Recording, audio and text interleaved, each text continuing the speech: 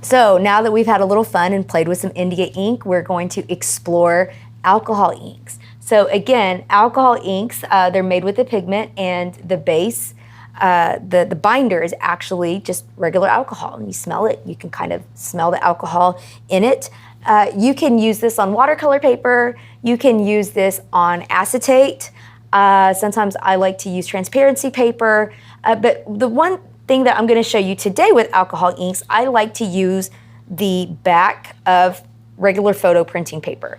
Not all brands will work. It'll just be kind of an experimentation to see which one will work. This one typically works really well for me, and you can try two different ways.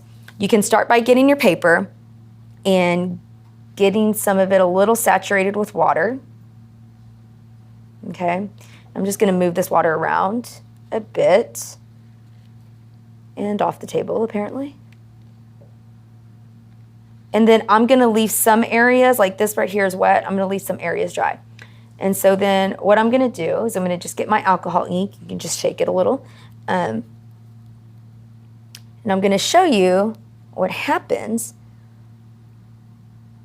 when you drop it on the dry. Okay, so when you drop it on the dry, you kind of see it start to move out and it's starting to expand. If you see any marks like that where it's not wanting to expand, chances are it could be from a fingerprint or something else that got on there. So try not to handle the paper too much, because then those oils and things like that from your fingers will hinder its movement. Now let's put it on the wet area. Now, since this is water, and now we've just added alcohol, you're going to see that chemical reaction where it starts to break apart. This is like very scientific. I love it.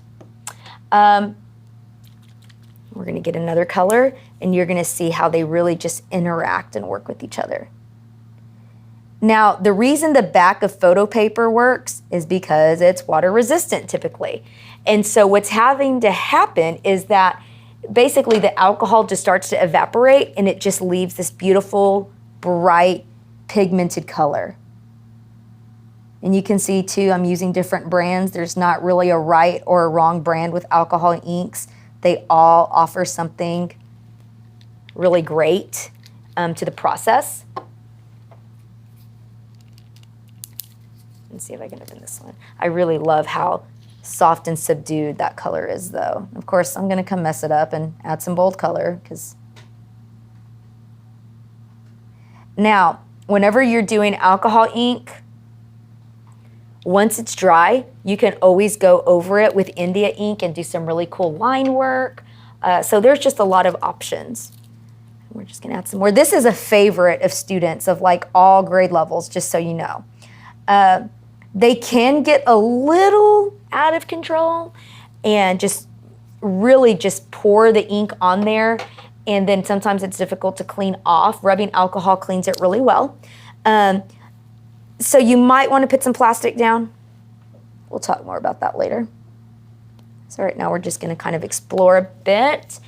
And I also sometimes like to get some paper towel or some of this soft rice paper and crumble it up, and then you can actually pick up. See, if I had a studio audience, this is where they would go, ooh, because this is really cool. This is a favorite of mine and the kids. And then, of course, the highly coveted metallic. They didn't used to have these, but now they do. They kind of react a little differently. There's also like a silver, I think. I don't know if I have that one though.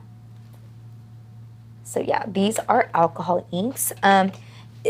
Depending on how wet you get them, it shouldn't take too long to dry. Like this one right here, this is already dry, and this isn't one of my first colors that I did.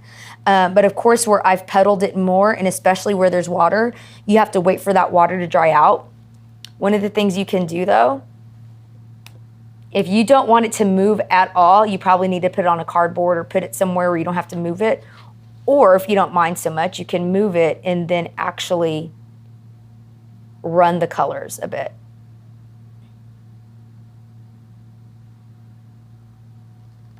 So this right here has a really great effect. Some kids like to use them as backgrounds. Some people like to use them alone.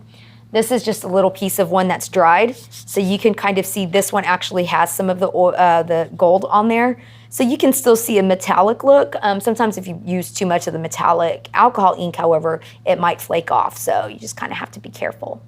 So now, alcohol inks are really fun. But one of the other inks that I love to explore with is acrylic ink. And so that's what we're going to talk about next.